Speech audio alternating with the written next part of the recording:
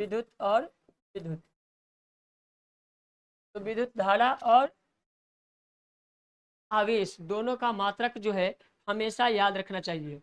जब आपको एम्पियर में पूछा जाए, एम्पियर में पूछा जाए तो आई बराबर गुलाम बटा सेकेंड होता है।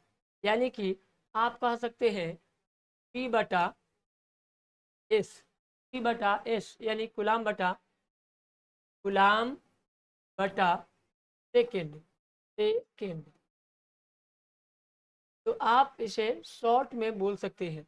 तो जब हम एम्पियर में देखते हैं तो इसका मान बदल जाता है, विद्युत धारा में देखते हैं तो अलग हो जाता है। यानी कि दोनों में अलग अलग होता है, दोनों के टर्म एंड कंडीशन को समझना जरूरी है। अब बात आती है कि आखिर एक एम्पियर होता क्या है। तो यदि किसी परिपथ में विद्युत किसी बिंदु से 1 सेकंड में 1 कूलाम आवेश होता है, 1 सेकंड में 1 कूलाम धारा आवेशित होता है, उसी को कहा जाता है 1 एम्पियर, 1 एम्पियर। ठीक है, यानी कि फिर से आप याद रख सकते हैं, किसी भी इकाई समय में 1 सेकंड में प्रवाहित विद्युत धारा में कूलाम अगर 1 हो, यानी कि 1 कूलाम विद्युत धारा प्रवाह हो, तो उसको हम कह सकते हैं 1 एम्पियर। क्या कहेंगे बाबू? 1 एम्पियर। विद्युत धारा का मापन जो है आमीटर से करते हैं। किसमें करेंगे बाबू? Ammeter, ammeter.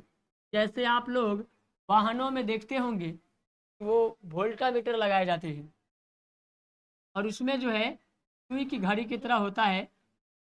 हम गाड़ी को जैसे चलाते हैं तो वो मूव करता है और बताता है। इस तरह के मीटर आप लोग जरूर देखे होंगे। ठीक है, मीटर में जो है यह पांडुलिपि, पेंडुलम जो है, घड़ी की सुई को पेंडुलम कहते हैं। वो पेंडुलम जो है हमें बताती जाती है कि हम गाड़ी कितना स्पीड से चल रहे हैं, हमारे गाड़ी में फ्यूल कितना है, स्पीड क्या है, उसका यूनिट क्या है, चला कितना है, तमाम दुनिया हमें इसी में इंडिकेट करता है। और आजकल तो डिजिटल मीटर है, तुरंते बता देता है सब कुछ, देर ही नहीं है, एक ही स्क्रीन पे सब कुछ।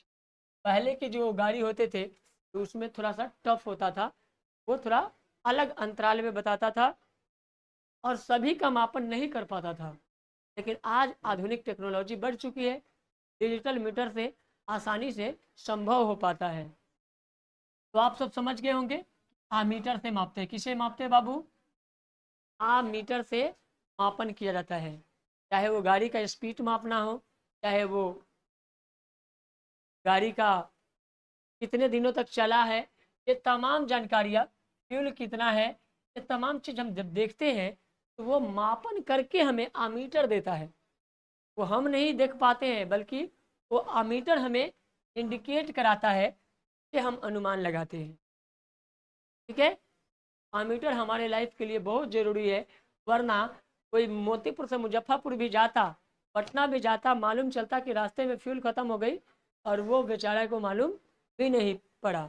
और अगर मालूम ना चले तो वो पेट्रोल भी लोग जो है नहीं डलवा पाएंगे, और मालूम चलेगा कि रास्ते में, आधी रास्ते में ही वो रह जाएंगे, यानी कि तकलीफ हो जाएगी और धक्का देना पड़ेगा पैदल उतर उतर करके। ठीक है, तो ये अमीटर हमारे लाइफ के लिए बहुत सिक्योर किया। अमीटर पूरी दुनिया को एक नई दशा और दिशा दिया। किसी को धक्का मार के पेट्रोल पंप पे जाने की जरूरत नहीं है, क्योंकि आप अमीटर में सभी को चेक कर लेते हैं और खुशीपूर्वक आप अपने रिश्तेदारों के यहाँ, आप अपने दोस्तों के यहाँ आसानी से पहुँच जाते हैं। तो चलिए अब हम आगे की भूमिका देखते हैं। सबसे पहले बात करते हैं हम डीसी और एसी। ये विद्युत धारा जो है वो 2 टर्म में है। एक का नाम है दृष्ट धारा, दृष्ट धारा तो बोलते हैं दृष्ट, दृष्ट धारा। और ये है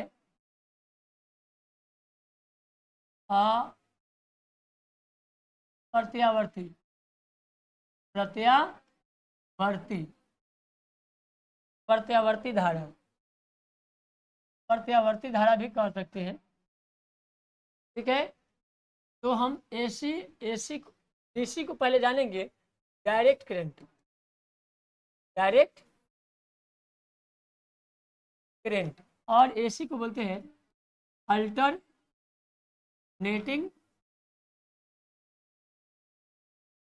अल्टरनेटिंग करंट।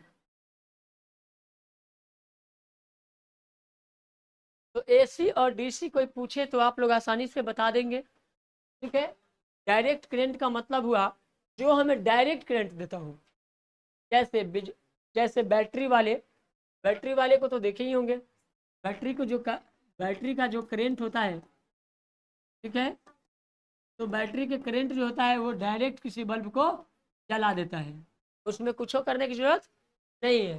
लेकिन वही डीसी वाले में देखेंगे तो इसमें 4 डायोड लगाते हैं। क्या डायोड? 4 डायोड लगाते हैं, और डायोड से विद्युत धारे को कम करते हैं।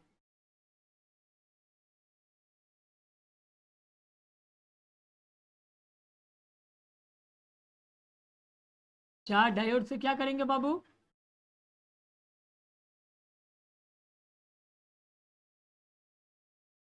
तरह से 4 लूप्स निकाले जाते हैं एसी से डीसी करने के लिए।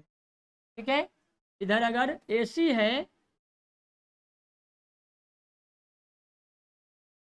इधर अगर एसी है तो इधर डीसी फॉलो करने के लिए, इसको एसी से डीसी फॉलो करिए, फॉलो द करंट। तो हम डीसी करंट से कभी भी बल्ब को नहीं जलाते, एसी करंट से कभी नहीं जलाते। एसी से ना ही हम टीवी चलाते हैं, ना ही हम पंखा चलाते हैं, ना ही कूलर चलाते हैं, ना ही हम फैन चलाते हैं, ना ही हम विद्युतीय कंपोनेंट को यूज कर पाते हैं। हम हमेशा उसे कन्वर्ट करते हैं, और कन्वर्ट करने के लिए आप लोग जैसे देखे होंगे मोबाइल में चार्जर होते हैं। ठीक है, मोबाइल को चार्ज करने के लिए पहले चार्जिंग लगाते हैं। तो सबसे पहले तो एसी से डीसी में कन्वर्ट हमारा चार्जर कर देता है। चाहे वो चार्जर मोबाइल की हो, चाहे लैपटॉप की हो, चाहे वो फ्रिज की हो, चाहे किसी का भी हो, जो विद्युतीय कंपोनेंट है उसे जलाने के लिए पहला काम होता है एसी से डीसी में कन्वर्ट करना, और वो काम करता है डायोड। इसका नाम है डायोड। ठीक है, प्लस और माइनस, प्लस और माइनस।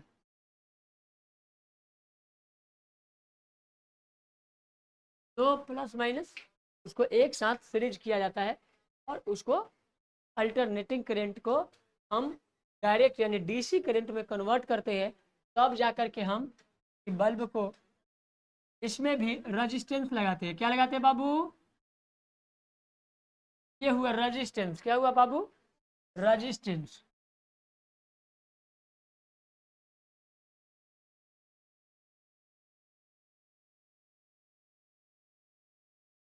तो रजिस्टेंस जो है वो क्या करता है?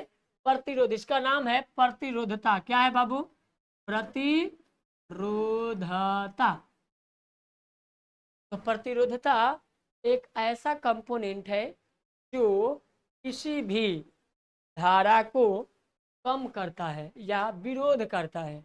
अगर यहाँ पे ये 20 वोल्ट है तो यहाँ अगर 5 वोल्ट की आवश्यकता है, उसमें रेजिस्टेंस जरूरी है।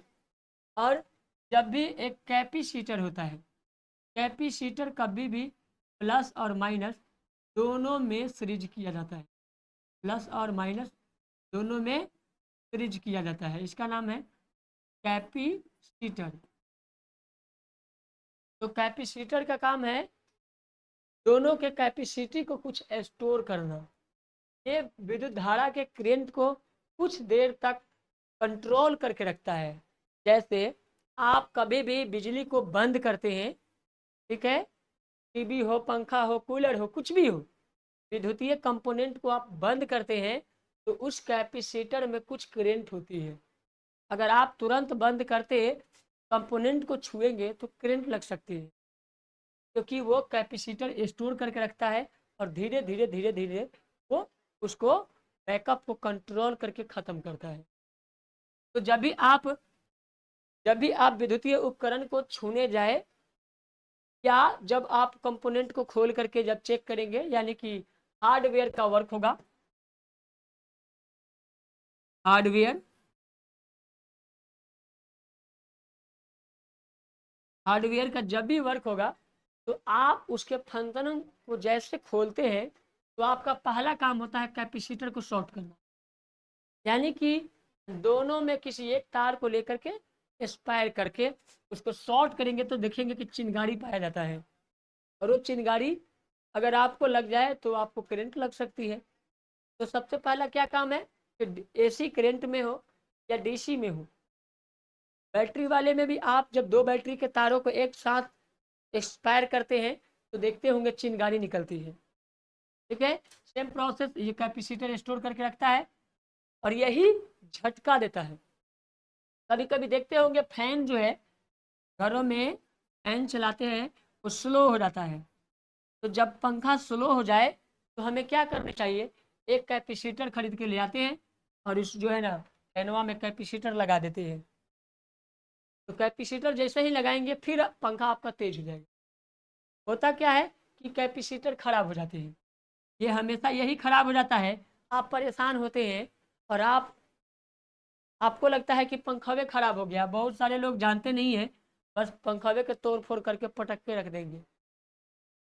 कहा तो बोलू स्पीड नहीं दे रहा है तो उसको क्या करें, तो उसको तुरंत जो है पीट पाट के मरम्मत कर देते हैं, ठीक ठाक कर लेते हैं। यानी कि एक छोटी सी कैपेसिटर जो कि 50-60 रुपया का आता है, 100 रुपया का आता है, लगाने के बजाय आप जो है मालूम चलता है 2000, 5000, 10,000 की संपत्ति को बर्बाद कर लेते हैं। चाहे वो टीवी हो, लैपटॉप हो, कंप्यूटर हो, ये छोटी छोटी कंपोनेंट होती है जो कि आपको एरर दे देता है और आप परेशान होते हैं। आज जो वर्तमान टेक्नोलॉजी है वो बहुत हाई स्पीड और हाई क्वालिटी का है। इसमें जो है सब चीज़ों को एक बार ही रिपेयर करते समय स्ट्रॉन्ग लगाया जाता है जो जल्दी लिक्विड फेल ना हो। ठीक है, लेकिन वो पहले क्या होता था, बहुत ज़्यादा खराब होते थे, और ज़्यादा खराब होने का वजह था कैपेसिटर बड़ा बड़ा लगता था।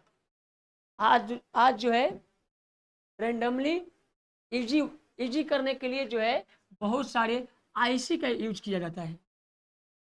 ठीक है, और वो जो है कंट्रोलिंग पावर सबसे बड़ा हब बन जाता है, सब कैपेसिटर को एक ही साथ रखता है।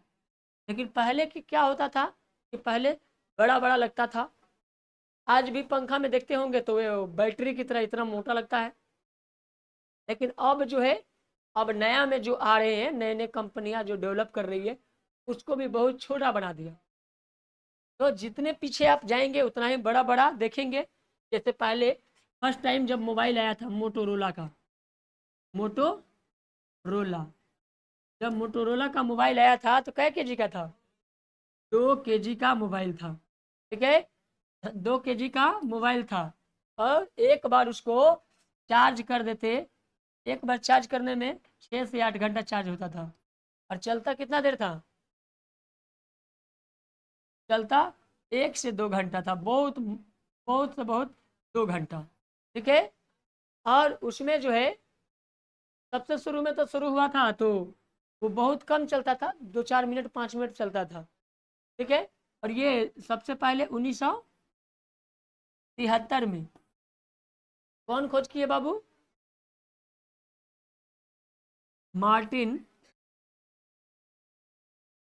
Martin Cooper. ठीक है, ग्राहम बेल को फादर ऑफ द फोन, यानी कि टेलीफोन के पिता कहा जाता है। ठीक है, ग्राहम बेल को मोबाइल का आविष्कार किए या टेलीविजन का आविष्कार किए थे। तो मार्टिन जो है, मार्टिन कूपर जो है वो 1973 में पहला मोबाइल लॉन्च किए, वो भी 2 केजी का। ठीक है, उसका जो है इंडियन इंडियन रेट को जाना जाए तो लगभग लगभग उसका 2 लाख करीब में उसका प्राइस था। ठीक है, बहुत हार्ड होती थी। क्यों हार्ड होता था, क्योंकि उस समय का जो रेजिस्टेंस था, कैपेसिटर था, डायोड था, वो बड़ा बड़ा होता था। फर्स्ट टाइम जब कंप्यूटर का भी आविष्कार हुआ तो उस टाइम बहुत बड़ा होता था, क्योंकि उसमें कंपोनेंट बड़ा बड़ा लगते थे। आज तमाम टेक्नोलॉजी को और तमाम कंप्यूटर को, मोबाइल को बहुत सूक्ष्म बना दिया गया। क्यों सूक्ष्म बना? क्योंकि जो धातु यूज होते हैं उसमें, सिलिकॉन वार जो भी यूज होता है, आज उसको जो है रिफाइनिंग करके आधुनिक टेक्नोलॉजी मशीनों से तो सॉफ्ट किया गया है।